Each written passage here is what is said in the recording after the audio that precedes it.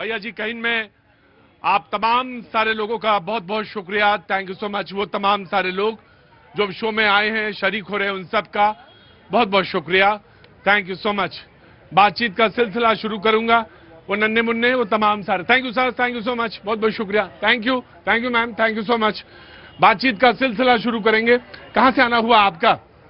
आपका कहां से हुआ? पूना से। पूना?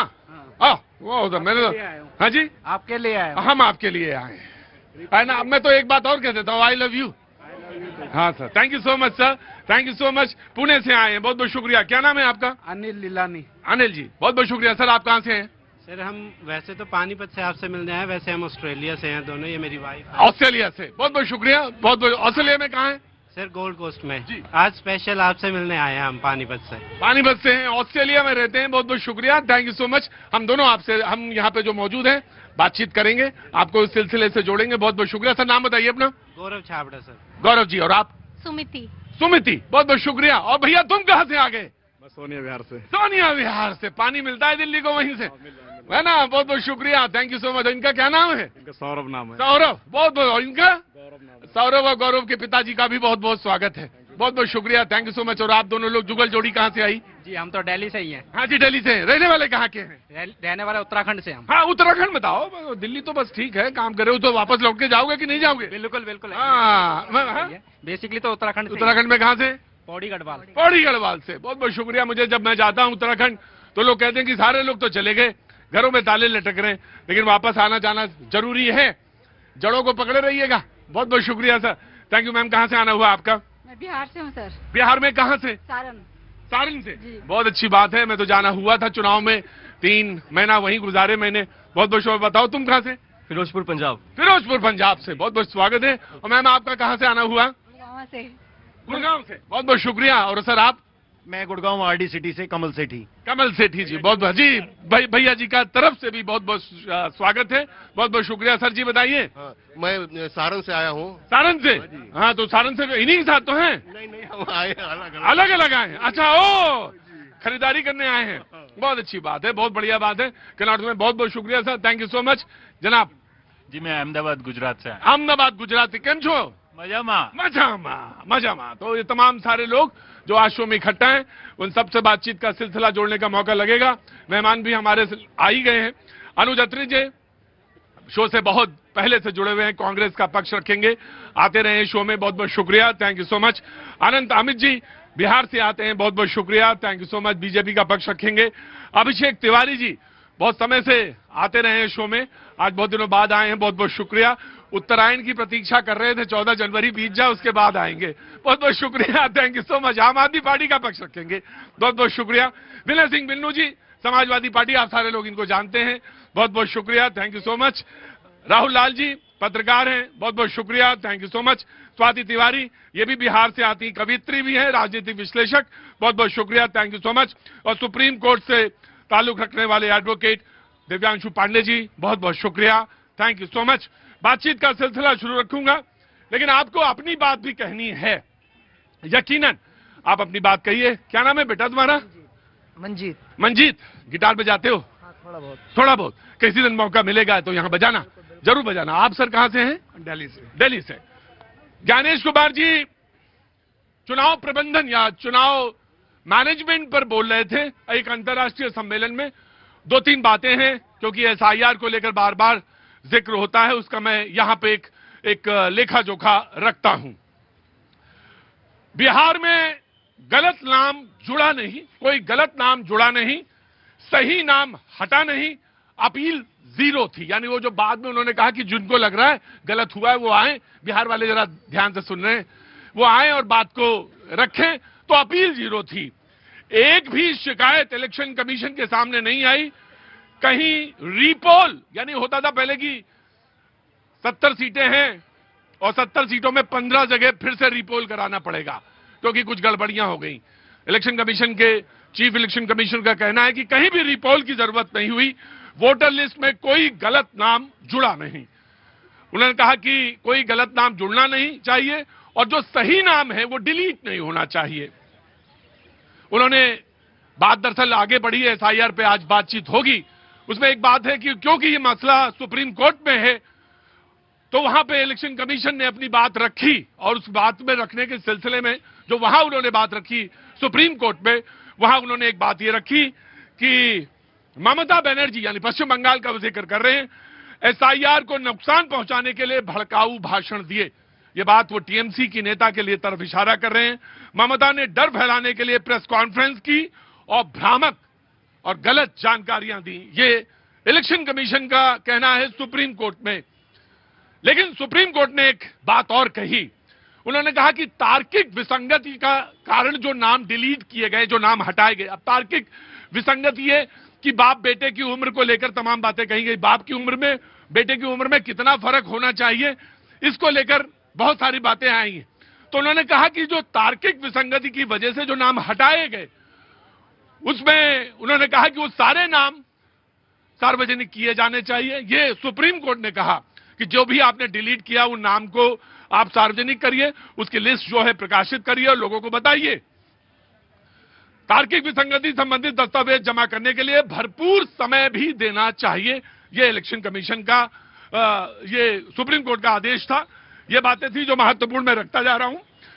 यूपी में 3 करोड़ को नोटिस, जो नवदीप रिंवा साहब है मुख्य चुनाव आयुक्त यूपी के, यूपी में एसआईआर के बाद 3 करोड़ से ज्यादा लोगों को नोटिस भेजा जा रहा है। गलत मैपिंग वाले 2.24 करोड़ वोटरों को भी नोटिस भेजा जा रहा है। ये भी महत्वपूर्ण बात है। लेकिन मैं पॉलिटिकल जो लाइन है उसको रख देता हूं, उसके बाद डिबेट ओपन हो जाएगी। अखिलेश यादव जी समाजवादी पार्टी के अध्यक्ष हैं, नेता हैं। उन्होंने कहा उनके जो एमपी हैं वो 37 हैं। 24 में जो चुनाव हुए लोकसभा में, उन्होंने कहा ये जो 37 हैं ये 27 भी दिलाएंगे, यानी 2027 का जब चुनाव होगा यूपी में तो यही 37 जो हैं 27 का चुनाव दिलाएंगे। इस पर केशव प्रसाद मौर्य, ब्रजेश पाठक जी ने कहा जो वहां यूपी से हैं कि अखिलेश यादव जी दिन में जो हैं सपने देखते हैं, तो सपने देखना बंद करें। यह बातचीत का एक सिलसिला था, खाका था। मैं डिबेट का आगाज करता हूं। आइए कांग्रेस। देखिए, आज जो सुप्रीम कोर्ट का जो निर्णय आया है वेस्ट बंगाल को लेकर, निश्चित तौर पे स्वागत योग्य निर्णय है ये। हाँ। और ये ही हमारी मांग थी। हाँ। इससे पहले की जो प्रक्रिया बिहार में की थी, जिसको चुनाव आयोग ने नहीं माना था जी। लेकिन अब सुप्रीम कोर्ट ने जो इनको निर्देश दिया है, हाँ, क्योंकि 1 करोड़ 25 लाख लोगों के इन्होंने नाम एकदम से नोटिस देकर के उनको उनके सर पे तलवार लटका दी गई है। 58 लाख लोगों के नाम काट दिए गए हैं जिनको कोई कारण नहीं बताया गया है। सवाल ये उठता है कि आप जिनके नाम काट रहे हैं, कहने की विसंगतियां हैं, त्रुटियां हैं। उन्होंने कहा कि जो बोल रहे थे इलेक्शन कमीशन, उन्होंने कहा कि 7.5 करोड़ जो है शुद्धिकरण के बाद बिहार में वोटर लिस्ट आई, तो कोई भी अपील नहीं है वहां पे। देखिए, अपील करेंगे तो लोग ही, और लोगों की अपील स्वीकार करना चुनाव आयोग और इनके अधिकारियों का काम है, जो कि किसके अधीन चल रही है, किसके इशारे पे चल रही है, पूरे देश को पता है। जब आप लेंगे ही नहीं, किसी को रिसीविंग देंगे ही नहीं, तो अपील कहां से आई आपके पास? लोग, तमाम करोड़ों लोग जाकर के अपीलें देकर के आए हैं वहां पर। कांग्रेस के कार्यकर्ताओं ने लोगों की जा जाकर के अपील वहां पर दी है, लेकिन किसी को उठाकर के कचरे के डब्बे में फेंक दी, किसी को रिसीविंग नहीं दी और कहते हैं अपील आई नहीं है। आज ये भारतीय जनता पार्टी को एक नया भूत सवार हो गया है, लोगों से सबूत मांगने का। लोगों से ये शुरुआत हुई थी इनकी सीए एनआरसी से, जिसके लेकर के इन्होंने तमाम दंगे कर दिए कि आप सबूत दीजिए, कब के आप पैदा हुए, कब के आपके परदादा, दादा परदादा। अपने कोई सबूत नहीं देंगे, अपनी कोई डिग्रियां नहीं दिखाएंगे, अपना नहीं बताएंगे पढ़े लिखे है नहीं है, तुम्हारे बाप दादा कहां पैदा हुए, कहां नहीं हुए, अपने कोई नहीं देंगे। लेकिन इस देश के नागरिकों से सबूत मांगते हैं। वहां से शुरू होते होते अब ये एसआईआर प्रक्रिया लेकर के आ गए हैं। किस तरह से लोगों के नाम, ये आपने जो कहा कि बाप दादा, ये वाली बात, ये किस संदर्भ में कह रहे हैं आप? और ये बात किस, क्योंकि जो भी आप बोलेंगे उसका रिलेवेंस होना चाहिए ना, तो मैं ये जानने का हक है। देखिए, लोगों से 50-50 साल पुराने उनके कागजात मांगे जा रहे हैं। ये कि आप प्रूव कीजिए कि जब सीए एनआरसी के टाइम पे कि आप यहां पैदा हुए, यहां के नागरिक हैं। अगर आप पैदा भी हुए तो तुम्हारे पूर्वज कहां के थे, कहां से लाकर के देंगे? आप सीए एनआरसी का मामला उठा रहे हैं, मुझे आगे बोलने दीजिए। कहां से ये चेंज शुरू हुई, ये षड्यंत्र जो शुरुआत हुआ, कहां से शुरू होते होते अब ये एसआईआर। और देखिए, सबसे दुर्गति और सबसे जो है दुर्भाग्य इस देश का ये है कि करते करते आज हमारे शंकराचार्यों से सबूत मांगने लग गए। राइट। अब ये बात जानना बहुत जरूरी था कि बातचीत का सिलसिला कहां से शुरू। उन्होंने कहा कि जो डॉक्यूमेंट्स मांगे जा रहे हैं वो एनआरसी और सीआर के सब जमाने से और ये एसआईआर तक, जबकि दोनों अलग अलग प्रक्रियाएं हैं और उन प्रक्रियाओं पे बात है। लेकिन मैं शंकराचार्य की भी बात आपने कही, आप शंकराचार्य की भी बात कह दी, मैंने शंकराचार्य की भी बात। शंकराचार्य की सबसे ज्यादा चिंता इस वक्त कांग्रेस को है। जी, ये भी बात मैंने कह दी जी। देखिए भैया जी, इस देश में जो अभी सियासी बयार जो बह रहा है एसआईआर को लेकर, बिहार चुनाव संपन्न होने के बाद, अभी अंकल जी बिहार से आए हुए हैं, बिहार चुनाव संपन्न हुए लगभग 2 महीने हो चुके हैं। आज तक इलेक्शन कमीशन ऑफ इंडिया को तमाम विरोधी दलों ने एक भी ऑब्जेक्शन, न तो ऑनलाइन, अभी भाई साहब कह रहे थे कि चिट्ठियां फाड़ दी जा रही है, अब इलेक्ट्रॉनिक जमाना है, आपने क्या ईसीआई को कोई मेल किया? आपके पास कोई सबूत है? कोई सबूत नहीं है। कल सुप्रीम कोर्ट ने जो सुझाव दिए हैं ईसीआई को, वो सुझाव सिर्फ इसलिए दिए गए हैं कि जो किसी भी व्यक्ति को कोई परेशानी नहीं हो। और ये भाई साहब सबूत की बात कर रहे हैं। इस देश में एसआईआर 8वीं बार हो रही है और कांग्रेस के शासनकाल में 7 बार एसआईआर हुई है। भारतीय जनता पार्टी एनडीए की शासनकाल में ये पहली बार एसआईआर हो रहा है और सफल एसआईआर हो रहा है, जिसका प्रमाण बिहार में देखने को मिला।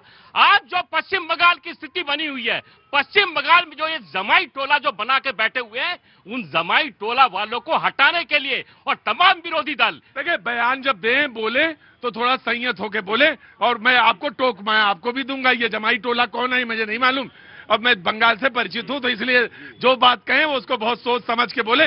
हाँ जी, जमाई टोला, जमाई मतलब कहते हैं दामाद को। अरे उतना तो मैं पढ़ा लिखा हूं, मैं दामाद नहीं जानता और लड़की नहीं जानता, ससुराल नहीं जानता, मैका नहीं जानता क्या? अरे इतना तो मुझे मालूम है। यही कह रहे हैं, आज जो पश्चिम बंगाल के बॉर्डर पे तमाम लोग लाइन लगा के खड़े हैं, ये हमारे अकलियत के लोग नहीं है, ये रोहिंग्या और बांग्लादेशी मुसलमान हैं। और आज हिंदुस्तान की डिमांड है, हिंदुस्तान की 140 करोड़ आबादी चाहती है कि हिंदुस्तान से 2 करोड़ बांग्लादेशियों और रोहिंग्यों को देश से बाहर करना है और हिंदुस्तान के और बंगाल में जो अकलियत के लोग रह रहे हैं, उनके सम्मान और उनके विकास की जिम्मेदारी हमारी सरकार की है। इनका यह कहना है कि मुन्ना खां जो हैं, मुन्ना खां सामने खड़े थे, दिख गए मुझे, बोले मुन्ना खां का अधिकार है देश पर, लेकिन कोई बांग्लादेशी का अधिकार नहीं है, कोई बाहर का जो आएगा घुसपैठी उसका अधिकार नहीं है।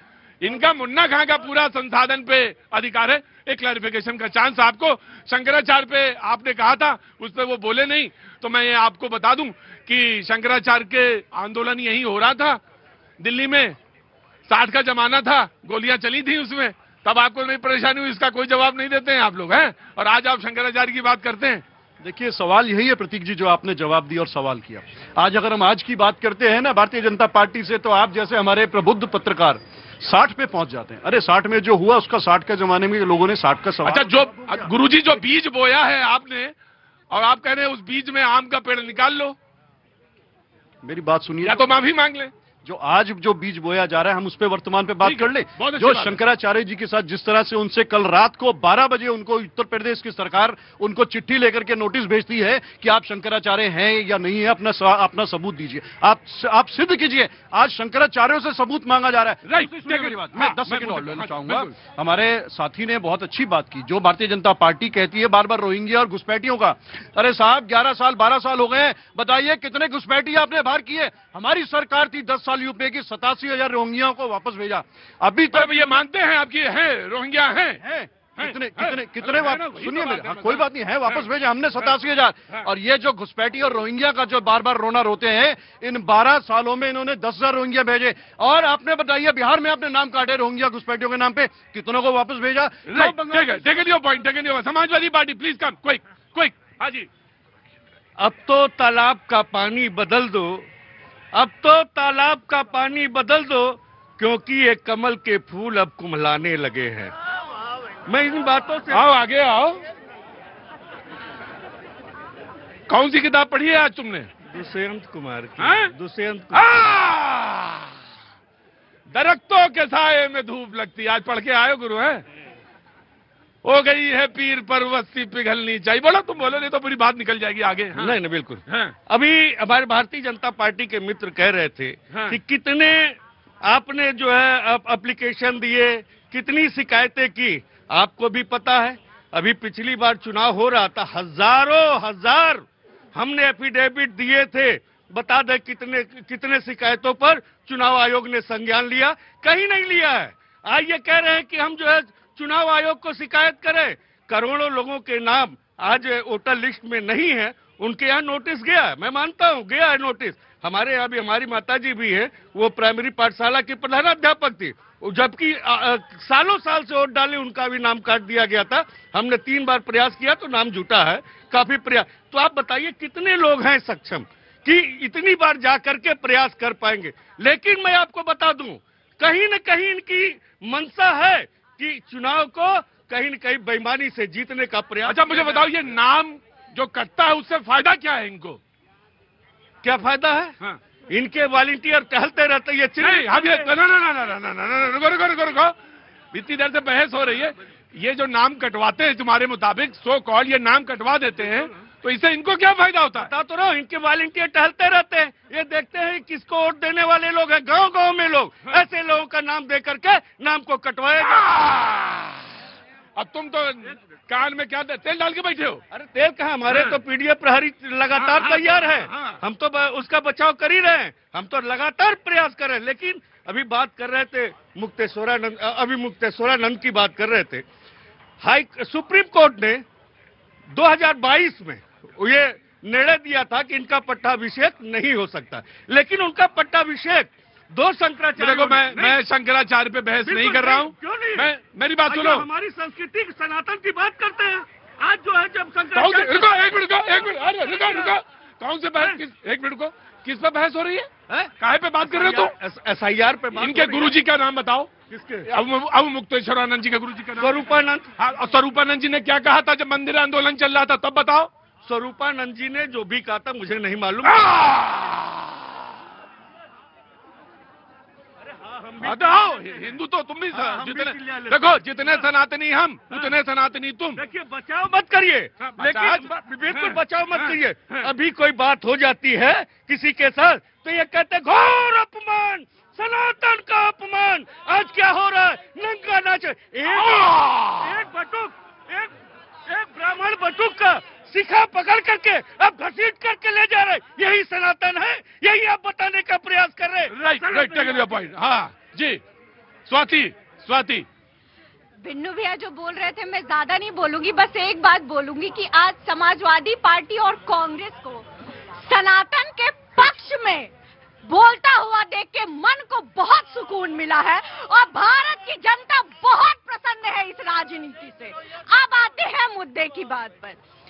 जो बंगाल में SIR पे लॉजिकल डिस्क्रिपेंसीज पे जो कोर्ट ने निर्णय क्या दिया है, जो सुझाव दिए हैं, अब आप बताएं, बंगाल की जनता बताए और भारत की जनता बताए, वहां 5.25 लाख ऐसे वोटर्स मिले हैं जिनके माता पिता और बच्चे की आयु में अंतर है 15 वर्ष। देखो भाई, उसमें सुप्रीम कोर्ट में यह बात आई कि बच्चों की उम्र में कम वाला है, तो यह भी बात आई कि चाइल्ड मैरिज है और इसकी वास्तविकता से इनकार नहीं किया जा सकता। जी, ऐसे 9.25 लाख हैं जिनका अंतर 50 साल है। गजब प्रजनन क्षमता है। गजब है भाई। आज नहीं है। नहीं, बात कैसे पूरी हो जाएगी? अभी तो बोलना शुरू किया है तुमने। हाँ, और बता रही हूँ, सोने पे सुहागा क्यों ये डिस्क्रिपेंसी के रूप में देखा जा रहा है। पिछले 4 दशक में प्रजनन दर पश्चिम बंगाल का क्या है? पिछले दशक 1.3, उसके पिछले दशक 1.7 और उससे पहले 3। तो आप बताइए कि ये अंतर 15 साल और 50 साल का कहां से आया? राइट, तुम्हें बताओगे? प्रजनन क्षमता पे बताओगे आज? आओ। नहीं, अगर तुम्हें प्रजनन नहीं, कोई बात नहीं, बात करो। बोलो। मैं यहाँ पर खड़े हुए जितने लोग हैं, किसी ने नहीं बताया है, किसी ने नहीं कहा है, लेकिन ये सच हमको पता चला है। यूपी से अब इनका डोला जाने वाला है। किनका? बीजेपी का। क्या जाने वाला है? डोला क्या? वही जो डोला लगा करके बैठे हुए हैं यूपी। डोला क्या पूछा? सवाल गद्दी। सनातन डोला तो मैं समझ गया था, तुम्हारी नहीं, निगाह तुम्हारी गद्दी पे ही है। गद्दी पे है और कहीं नहीं, सीधा गद्दी। बात कर रहे थे सनातन की। जाने वाले कैसे हैं ये?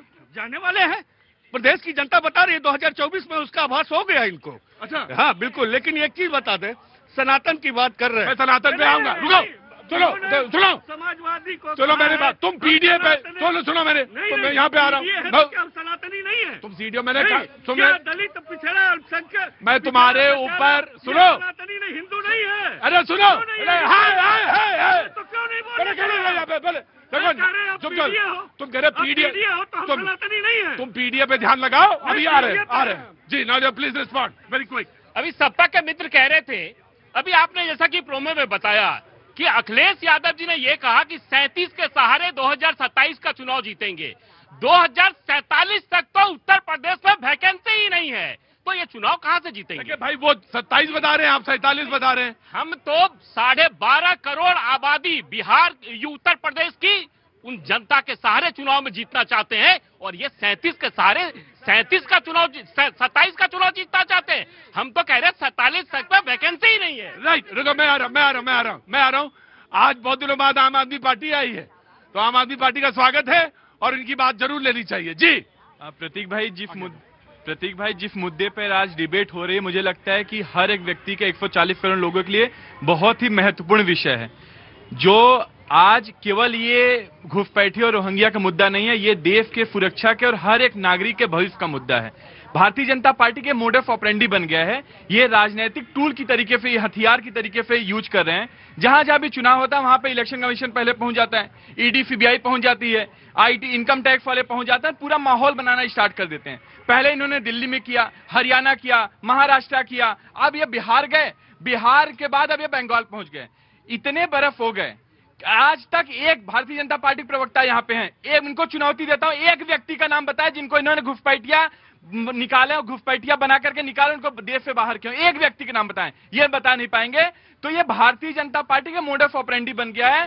पूरे आज बंगाल में पहुंच गए, वहां पे अब भ्रष्टाचारी बहुत सारे हो जाएंगे, और वही भ्रष्टाचारी शुभेंदु अधिकारी बहुत बड़े भ्रष्टाचारी थे, अभी इनके पार्टी में चले गए, बहुत बड़े वो ईमानदार आदमी चले हो गए। नारायण राणे से लेकर के आप हिमंता बिस्वा शर्मा ले लीजिए, शुभेंदु अधिकारी से लेकर के अजीत पवार तक ले लीजिए, तो ये भारतीय जनता पार्टी का मोड ऑफ ऑपरेंडी और देश की जनता बखूबी समझ रही है। जो ये Bharatiya Janata party election commission और इनकम टैक्स और ईडी और सीबीआई के साथ गठबंधन करके चुनाव लड़ रही है, मुझे लगता है कि देश की जनता और बंगाल की जनता बेहतर समझ रही है इनके मंसूबे पर पानी फेरने। राइट, मैं अब आता हूँ जनता की तरफ आता हूँ जी। जनाब अली, कहाँ से आना हुआ आपका? गोंदिया महाराष्ट्र। गोंदिया महाराष्ट्र से, क्या नाम है आपका? शैलेश अग्रवाल। शैलेश अग्रवाल साहब। अग्रवाल साहब क्या काम करते हैं? प्रिंटिंग प्रेस है। प्रिंटिंग प्रेस है, वहीं गोंदिया जी। बोलिए, कुछ कहना हो जो। नहीं, जो शंकराचार्य जी की जो चिंता ये लोग इतने कर रहे थे, अभी जो बोल रहे थे शंकराचार्य जी के बारे में, इन लोगों को याद रहना चाहिए कि अगली यादव जी की सरकार में वाराणसी की सड़कों पर इन्होंने दौड़ा के पीटा था उनको। और अभी ये शंकराचार्य जी के सबसे बड़े भक्त यही लोग रखे हैं। तो देखिए, अब आप इधर मामला विपक्ष में है तो उधर से ज्यादा दिखाई पड़ता है, विपक्ष की तरफ से इधर ज्यादा दिखाई पड़ रहा है। लेकिन अपमान किसी का नहीं होना चाहिए। ये बात सच है कि जो गेरुआ वस्त्र है वो आदरणीय है, और उसकी जो शाखा है, जो उसका शिखर है, जो उसका ध्वजा है, वो हमेशा आदर के योग्य है जी। ऑस्ट्रेलिया से मैंने कहा था मैं आऊंगा, आपसे बात करूंगा जी। जनाब अली, कुछ कहना चाहते हैं आप? सर, मैं पिछले 10 सालों से आपका ये शो देख रहा हूँ, डेली ब्रेकफास्ट में आपका, अगर मैं शो वो ऑस्ट्रेलिया में? जी बिल्कुल। अच्छा। यूट्यूब पे ही देखता हूँ। हाँ जी जी जी। प्रीवियस डे का जो आपकी ब्रॉडकास्ट है। मेरा आपसे एक निवेदन है जी। आपका जो ये प्रोग्राम है, ये अखबार में आए हुए उस क्रॉस टेबल की तरह है जिसमें पजल्स आती हैं और हम नागरिकों को उसे सोल्व करना है, लेकिन उसका कभी भी आप सोल्यूशन नहीं देते। मैं मानता हूँ, कभी भी नहीं। यहाँ जितने भी प्रवक्ता खड़े हैं, ये आएंगे, बोलेंगे, चले जाएंगे, 3 महीने में टॉपिक चेंज हो जाएंगे, ये नए टॉपिक ले आएंगे, लेकिन कभी भी इन्होंने जो बोला है उस पर कोई वेरिफिकेशन नहीं है। क्या बोलते हैं, कोई नहीं है। आप कुछ को पत्रकार बोलते हो, लेकिन वो एक ही पार्टी के बारे में बोलते हैं। मैं नाम नहीं लूंगा, लेकिन आपको भी पता है कि मैं किन की बात कर रहा हूं, कि वो या तो बीजेपी के हैं तो बीजेपी की हैं, या कांग्रेस के हैं तो कांग्रेस के हैं। पत्रकारिता कहाँ है इसमें? राइट, बात बिल्कुल सही कही है आपने। ऑस्ट्रेलिया में रहते हैं पिछले 10 सालों से, भैया जी कहीं का शो देखते हैं वहां पे, लेकिन एक बात है, और वो इन्होंने एक शब्द इस्तेमाल किया, वो पजल है। सवाल ये है कि इसका रिजल्ट क्या निकलता है। बहस होनी चाहिए या नहीं होनी चाहिए? नहीं, बहस तो होनी चाहिए, बहस तो होनी चाहिए, बातचीत तो होनी चाहिए। समाज हमारा ये रहा, खुला रहा है, और इस बात को लेकर आदिम युग से भी हमारी जो प्राचीन परंपराएं हैं उनमें बहस तो है। लेकिन सवाल यह है कि जो एक पजल सी बन गई है, इसको कैसे निकालें, इसे कैसे बाहर आएं, इनमें कैसे कौन सी चीज है जो विचार है जो आगे लेके जा सकता है। जैसे मैं 3-4 दिन पहले मैंने पॉलिटिकल डिबेट पे शुरू करने से पहले मैं आपको बताऊं, मैंने परिवार पे बात करना शुरू किया। और क्यों नहीं बात करनी चाहिए परिवार पे? पहले संयुक्त परिवार थे, आज न्यूक्लियर फैमिली हो गई। हर फैमिली में प्रॉब्लम कहां पे है, किस जगह पे है? कोई आदमी था, चेक थे, क्रॉस चेक्स थे, नाना थे, बाबा थे। लेकिन आज हम जहां जिस फैमिली और जिस सिस्टम में रह रहे हैं वहां पे भी बड़ी समस्या है। लेकिन मैं एक हिस्सा बता रहा हूं, लेकिन ऑफ कोर्स जो तमाम में समाज में बहुत सारी समस्याएं हैं उन पर बातचीत होनी चाहिए, उन पर डिस्कशन जरूर होना चाहिए। कहां से आना हुआ सर आपका? मैं बनारस से। बनारस से हैं जी। क्या ले आए आज ये? सर न्यूज 18 के सभी व्यूअर्स को बहुत बहुत शुभकामनाएं। बहुत बहुत शुभकामनाएं सर। क्या नाम है आपका? सर मेरा नाम आशुतोष कुमार सिंह लिखते हैं। आशुतोष कुमार सिंह लिखते हैं, मतलब कि नाम कुछ और है? हाँ, अच्छा मैं आया जी, जनाब आया, जनाब अली। देखिए मैं तो बिल्कुल तथ्यों के साथ कुछ चीज रखूंगा। घुसपैठिए का मामला आपने कहा ना कि इनका पूरा अधिकार है, देश के नागरिक हैं, देश के नागरिकों का देश के संसाधनों पे पूर्ण अधिकार होना चाहिए। लेकिन जब घुसपैठिए का मामला राजनीतिक किस्म का मामला बने, उसको जबरन पॉलिटिकल इशू बनाया जाए तो उसके ऊपर आंखें खोल के देखनी पड़ेगी। मैं आपसे एक सवाल पूछता हूँ, घुसपैठिए के मुद्दे पर आपने 2009 में बात करी, 2012 में आपने डिटेंशन सेंटर बनाए असम में, तो वहां पे कोई दिक्कत नहीं। जब इन्होंने बात कही तो यहाँ पे इनके नियत में कहां से खोट आ गई, ये मैं जानना चाहता हूँ। देखिए इसके लिए सवाल, मैं इसके लिए नहीं, इसके लिए सवाल क्यों खड़े? उत्तर प्रदेश में तमाम डिटेंशन, मैंने सवाल सीधा सीधा पूछा आपसे, मैंने बिल्कुल सीधा सवाल पूछा। आपने माना कि मैंने 65 लाख दिया था ना, कि मैंने 65 लाख घुसपैठियों को वापस भेजा। 87,000 घुसपैठियों को वापस भेजा अपने कार्यकाल में। डिटेंशन सेंटर बनाए आपने 3 असम में। तो सवाल ये 2009 में 2012 में जब आप बनाते हैं तो बात सही है, लेकिन जब ये सरकार, मौजूदा सरकार बनाती है तो यही सवाल है आपसे। तो मैं तो कह रहा हूँ कि असम में 19 लाख लोगों की पहचान हो चुकी थी, लेकिन वहां पे SIR ही नहीं हुआ, जहां पे पूरा पहचान हो चुका है। क्या 19 लाख लोगों के उनको आप मताधिकार से वंचित करना चाह रहे हैं? उनको आप मताधिकार से वंचित नहीं करते। और पश्चिम बंगाल को लेके जहां पे घुसपैठिए की चिंता अभी पूरे देश कर रहा है, इस समय बताया जा रहा है कि भाई फेंसिंग है, फेंसिंग ममता बनर्जी नहीं करने दे रही है 450 किलोमीटर मामले पे। मैं कह रहा हूं, मैं आंकड़े देता हूं सर, UPA 1 के दरमियान में जब मनमोहन सिंह प्रथम कार्यकाल चल रही थी तब 400 किलोमीटर पे फेंसिंग हुई थी। UPA 2 में फिर से जो है कि लगभग 450 किलोमीटर पे फेंसिंग हुई थी। उस दरमियान में केवल 10 वर्षों में करीबन इतने किलोमीटर पे फेंसिंग हो गई। इनके दरमियान में 750 किलोमीटर का फेंसिंग हुआ है सर, 712 वर्षों में। तो 12 वर्षों में आप पीछे क्यों हैं? और दूसरी तरफ ममता बनर्जी के ऊपर आप आरोप लगा दे रहे हैं कि 450 किलोमीटर का फेंसिंग नहीं कर पाते, तो आरोप लगाते हैं राज्य सरकार सहयोग नहीं कर रही। आप लोकसभा में मामले उठाते हैं, आप नोटिस भेजते हैं, इतनी अगर आपको दिक्कत है तो आप क्यों नहीं सुप्रीम कोर्ट जाते हैं, वहां पे मामले को उठाइए आप। राइट, सुप्रीम कोर्ट के एडवोकेट मैं आपको दे देता हूँ। यहाँ पे कई विषय उठे जी। जब हम पश्चिम बंगाल की बात करें, हाँ जी, तो पता नहीं यहाँ पे जो बंधु खड़े हैं इनमें से कितने पश्चिम बंगाल जाकर उस क्षेत्र में घूमे हैं। मैं अभी जनवरी के माह में ही मैं जाके वहाँ पे यात्रा, मैं मायापुर गया था और वहाँ पे मैंने यात्रा करके मैं आया हूँ। वहाँ ऐसा है ये डिस्टर्ब करेंगे, ये डिस्टर्ब करेंगे। ये संस्कार हैं, ये नहीं बोल रहे, इनके पार्टी की संस्कार कह रही है बातें, है ना। ये विद्वान इतने हैं कि इनको दिल्ली की जनता ने बाहर ऐसा किया कि अब दिखते भी नहीं है कहीं, है ना। शराब की दुकान खोलने का ठेका इन्हीं ने लिया था। ठीक है, मैं बताऊंगा आपको, आप भी होश में आ चुके हैं। और लोकतंत्र की मार ऐसी होती है कि हर व्यक्ति, हर पार्टी जो बेईमानी करेगी उसे होश में जनता लाती है। पश्चिम बंगाल में मैं बिल्कुल विद्वान होकर आया हूं और मैं आपको बता दूं, आप यहाँ के हैं ना संस्कारहीन प्रवक्ता हैं ये आम आदमी पार्टी के। मैं आपको बता दूं कि मैं बिल्कुल मैं बंधु, मैं आपको बता दूं कि आपके संस्कार का प्रमाण आप स्वयं दे रहे हैं। और यहाँ पर जितने लोग खड़े हैं, अगर आप में धैर्य नहीं है तो आपको नहीं आना चाहिए इस बहस में।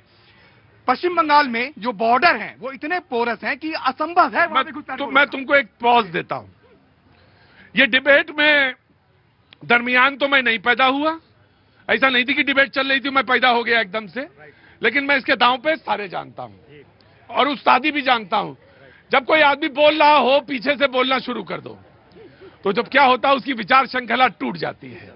और जब वो विचार श्रृंखला टूट जाती है तो वो जो विपक्षी खड़ा होता है कि ले भूल गए। पता नहीं इसमें से कितने लोगों ने गुल्ली डंडा खेला या कंचे खेले, मुझे नहीं मालूम। आपने खेला? हाथ उठाओगे कितने लोगों ने खेला? हाँ, खेला मैंने भी है गुल्ली डंडा, और कंचा भी खेला। वो ऑस्ट्रेलिया वालों ने भी खेला है गुल्ली डंडा।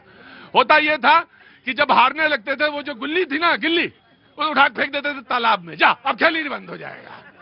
मैं हार रहा था तो मैंने उठाई गिल्लियां फेंक दी, अब कहां से खेलोगे। दरअसल ये राजनीतिक पार्टियों का जो विमर्श है, ये विमर्श नहीं, विमर्श शब्द तो हिंदी साहित्य में बहुत अच्छा है, ये विमर्श रह ही नहीं गया है।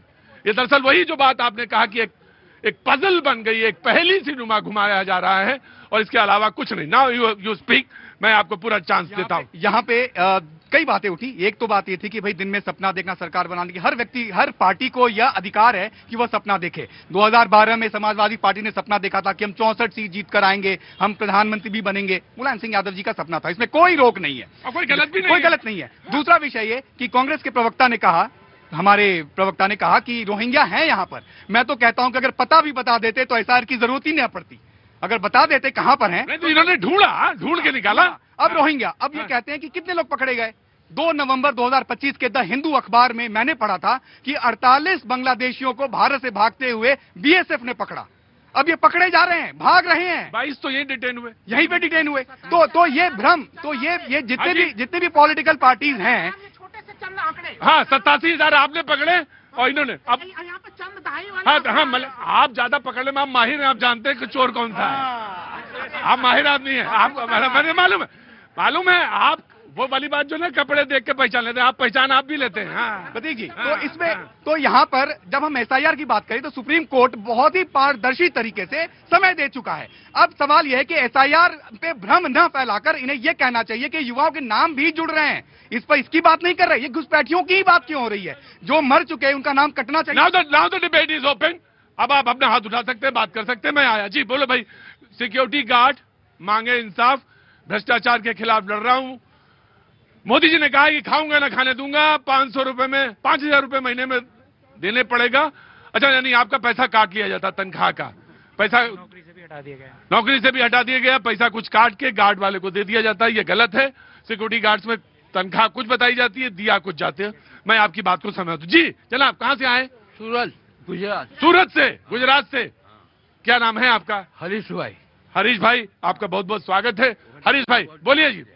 ये सभी वादियों से कहना चाहता हूँ कि सनातनों से विरोध मत करो, ये वीडियो छोड़ दो। सनातन से प्यार करोगे तो सब बच पाएंगे आप, बाकी नहीं बच पाएंगे। बच पाएंगे। सनातनियों से विरोध न करो, सनातनियों का प्रेम पाओगे तो सत्ता भी मिल जाएगी। ये ऐसा कह रहे हैं और इशारा कर रहे हैं आपकी तरफ समाजवादी। इधर आओ।